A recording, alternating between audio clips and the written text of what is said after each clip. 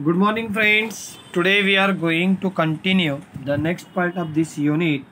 As I already discussed that day, we have to see the different types of the EDTA titrations. As we know, there are the 5 types of the titration. One is the direct, then the back, then the replacement, then the alkalimetry.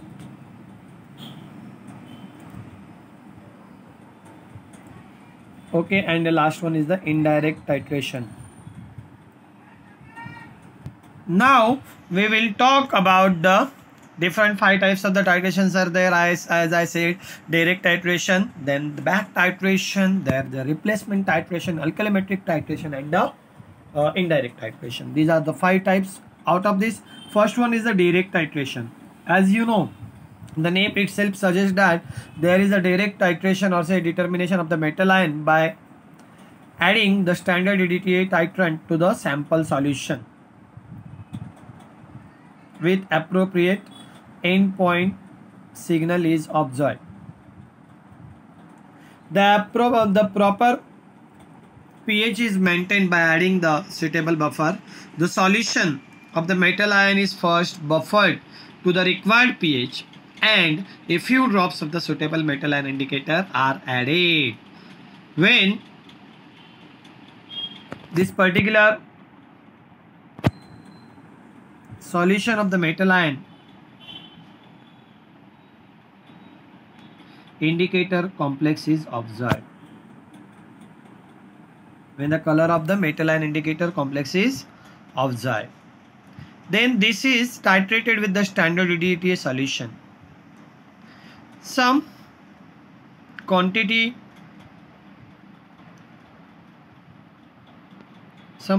of the complexing agent like the tartarate or citrate is added to the solution to prevent the precipitation of the metal hydroxide at the equivalence point, or say you can say at the equivalence point, change in the color of that indicator to its original color express.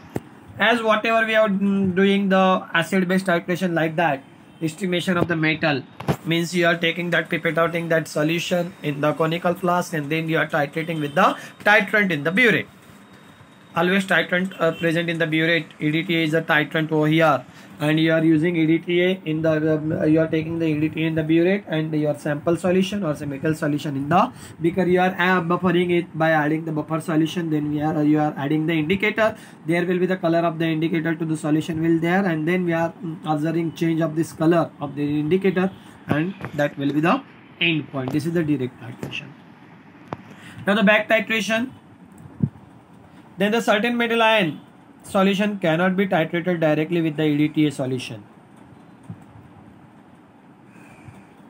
Reasons may be, the first reason will be the precipitation of the metal hydroxide at the pH range required for the titration. Sometimes there will be the formation of the hydroxide.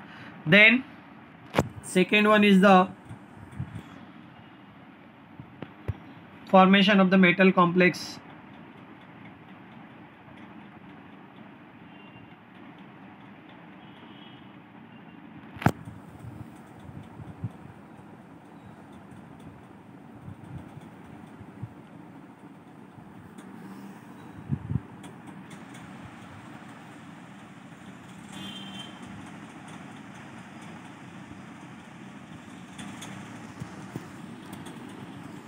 formation of the metal complex, or third one is the suitable indicator is not available. Then next, in such cases standard EDTA solution is added in the excess to the solution of the metal ion. What we are doing, we are adding the standard solution in the excess to the metal ion solution, that is a sample solution. This is then titrated to the required pH. The excess of the EDTA is then titrated with the another standard metal ion solution using a metal ion indicator. Then the standard metal ion solution normally use are chlorides versus sulfates of the zinc or magnesium. This is the back titration. Third type is the replacement or say displacement or say substitution titration. In this, substitution titration is used for the metal ion which, number one, do not give a sharp color change with the indicator at the end point. You got this point? Though the difference you got this direct titration, then we have seen the another type is the back titration. Now third type of the titration is a replacement, displacement or say substitution. You are replacing or say you are substituting or you are displacing that part, that particular metal ion. Substitution titration is used for the metal ion which do not give a sharp color change with the indicator at the end point. Second, form a more stable complex with the EDTA than those of the other metals such as the magnesium and the calcium. Then the solution of the metal ion, that is in general it is given Mn plus, is titrated with magnesium EDTA complex when substitution takes place. That Mn plus plus Mgy2 minus gives you that complex is given My4 My raised to n minus 4 2 minus plus Mg2 plus. The Mg2 plus ion get free and titrated with the standard solution of EDTA using the suitable metal ion indicator.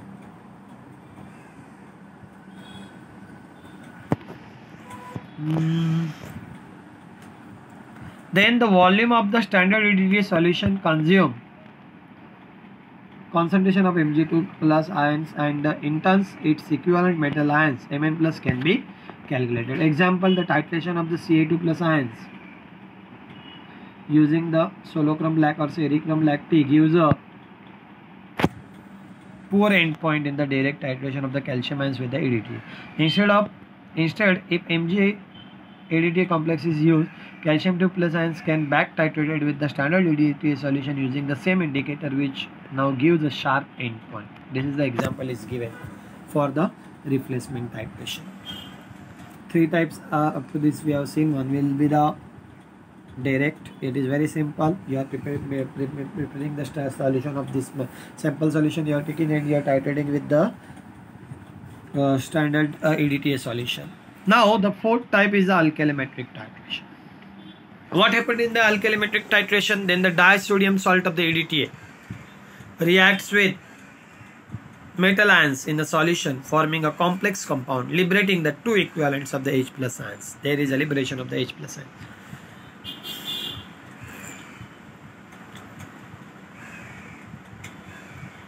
The H plus ions set free can be titrated with the standard alkali solution like the sodium hydroxide using the pH indicator. Even an iodide mixture can be used with the EDTA solution and the liberated iodine titrated with the standard thiosulfate solution. The metal ion solution should be neutralized accurately before the titration, which is rather difficult on account of the hydrolysis of the soil. What happens? See, the very much important is that in the alkalimetric titration you have to use the alkali.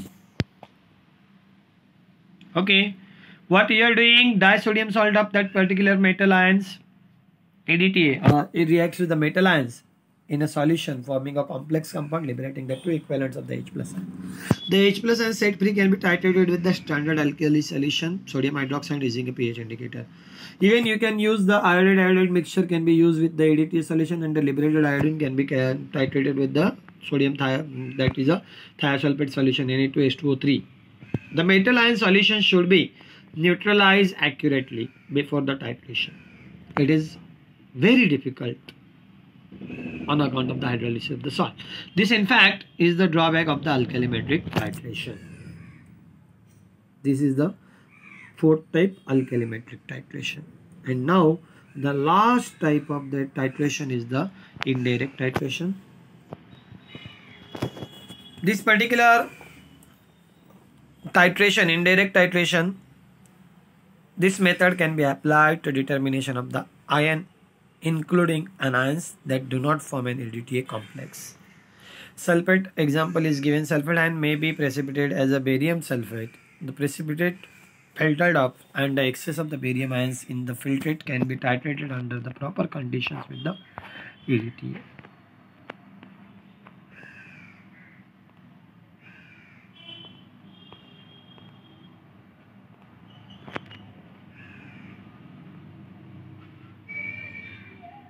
See, we have seen the different 5 types of this particular EDTA titration: direct titration, back titration.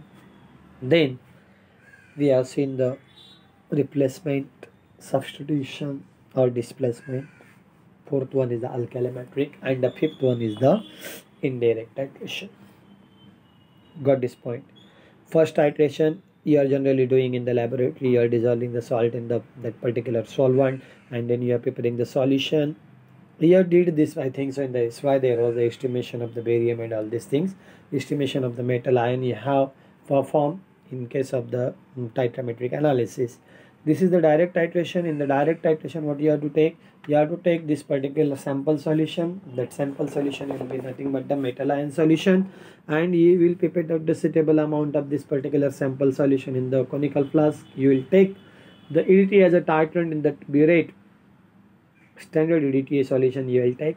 Standard means you have to standardize EDTA. EDTA will be standardized with the zinc sulfate solution, ZnSO4 solution. During the practical you can do this actually. Now we have to see only the theoretical part. Then first of all, this particular metal ion solution or sample solution we have to buffer it. We have to maintain the suitable pH by using the buffer solution. Some titration or some metal ion will form that particular EDTA complex at the pH 2, some will form pH 4, some will form at the pH 10 accordingly. That's why we have to buffer this particular metal ion solution. It is very much important, and that's why direct titration is very much important. In the exam, one question always come based on these different types of the EDTA titration. Explain with the help with respect to the EDTA, the different types of the titrations are there. Then back titration, as this part we will also do in the laboratory. Back titration, what we in the back titration, when the back titration is useful, we have seen that precipitation of the metal hydroxide at the particular pH which is required for the titration, it will be there. Means there when the formation of the metal hydroxide is there, or say you can then, or say formation of this particular, what we can say,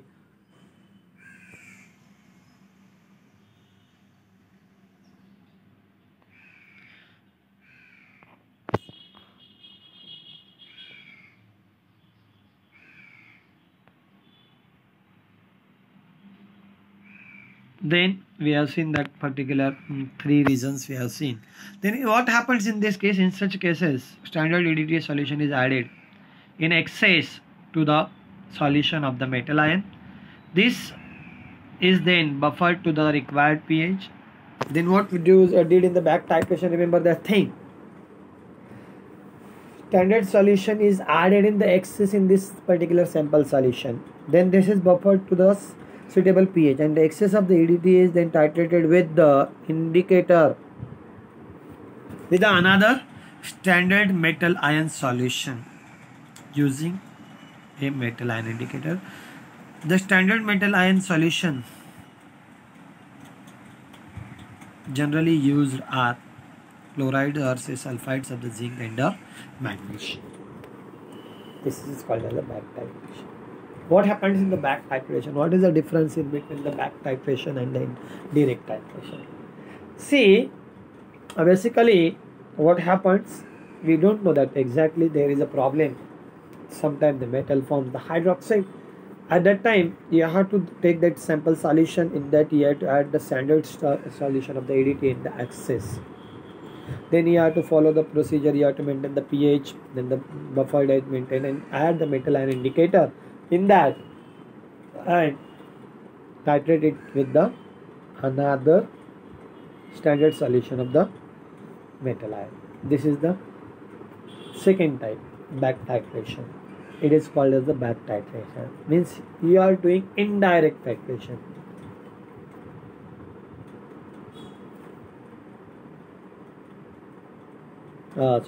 Back titration means it is again there is a when these problems are there.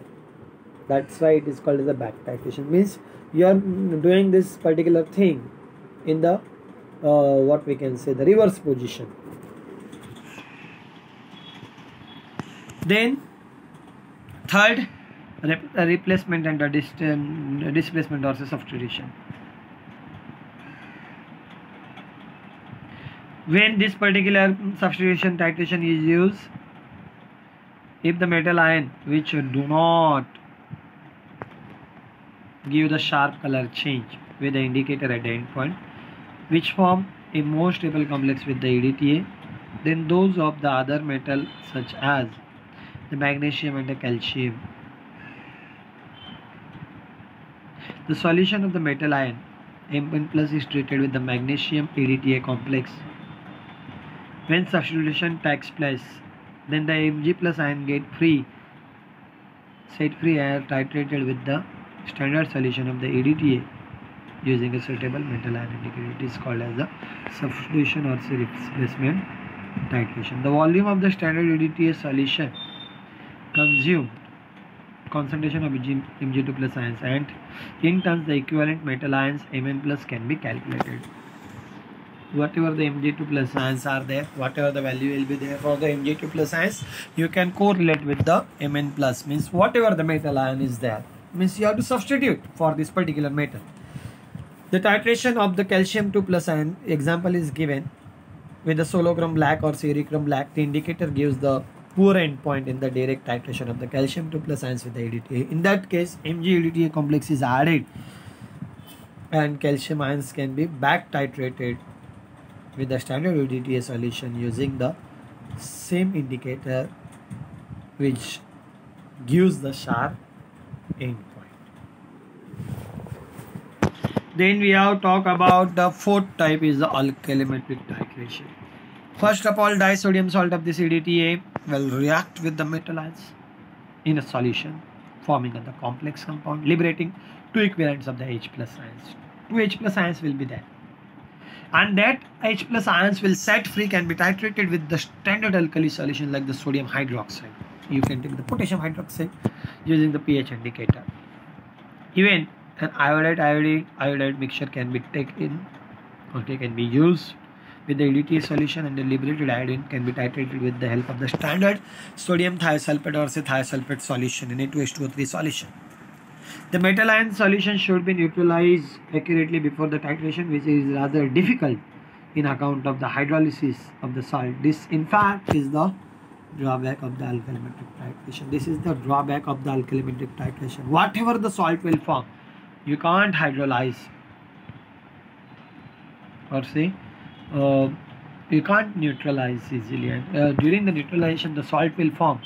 Then removal of the salt is the major problem during this alkalimetric titration, that you have to remember. Then indirect titration.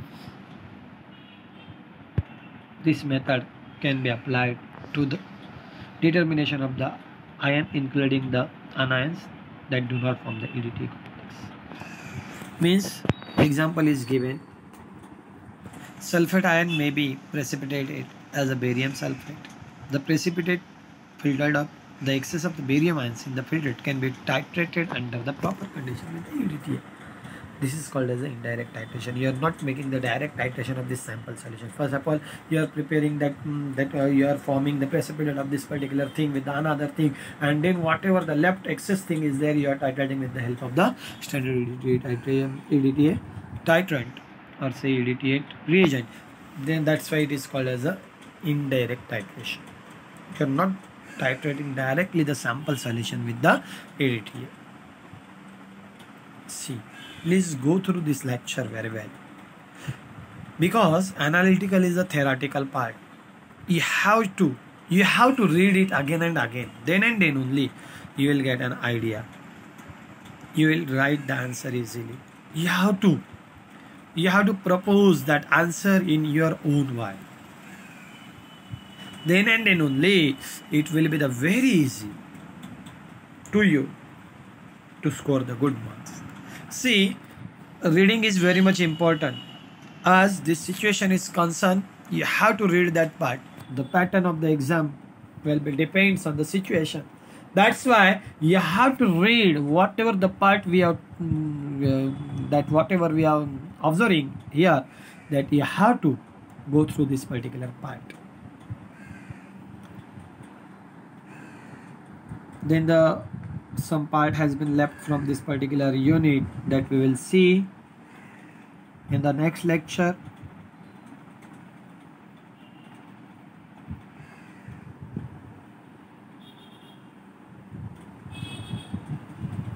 Very small part. Almost we are at the verge of to complete the second unit of this analytical chemistry. Tomorrow maybe it will get complete. From the you have to go through this lecture daily, because when you go through this lecture, because we are taking the small part in the daily lecture, and you have to daily follow this particular lecture. When you go through this, you will get an idea, you can recall your memory, you can recall that knowledge of this particular thing. It is very much important. You have to make the habit of the reading. For the analytical chemistry especially, the reading is very much important. Reading is required. You have to read it.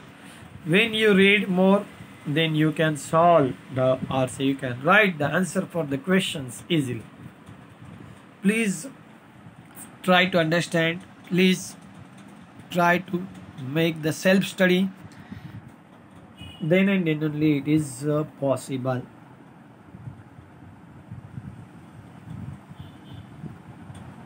The question may sometime come on this particular part, types of the EDTA titration, selectivity of the EDTA as a titrant. These are these two questions. Out of these two, one question may come in the exam.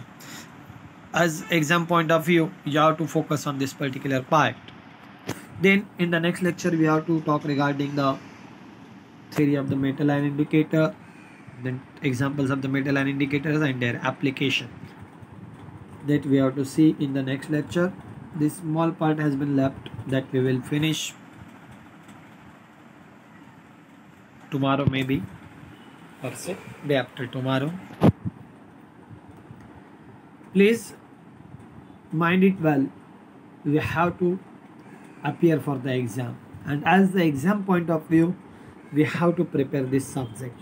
When you read any subject, any matter, it will give you the more knowledge. If you are not touching that particular subject or some matter, then you will not get the knowledge, you will not prepared for the exam at all. That's why I am saying again and again, please read, make the habit of the reading, and try to understand the concept. If you are not getting, you can easily ask, freely ask to me on any mode. You may ask on the Google, that is a Google Classroom, or you may ask it on the Telegram group. But when what I have seen, few of you, only two to three students going to this lecture or following this lecture. Other members are not following the lectures. For this purpose, we are going to change the mode of this particular teaching, and you will get in near future you will get an particular directions for this thing. Please try to understand this thing.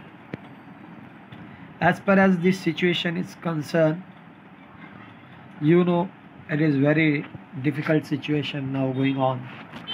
In this particular situation, we have to be safe, we have to stay at home, and we have to study from the home. This is the alternative option to the direct teaching. This is the indirect teaching by using this virtual mode. Please go through this lecture well. If you are not getting any part, then you can ask, you can ring also, or you can message also. Please follow this lecture series very well. We will stop here. Thank you.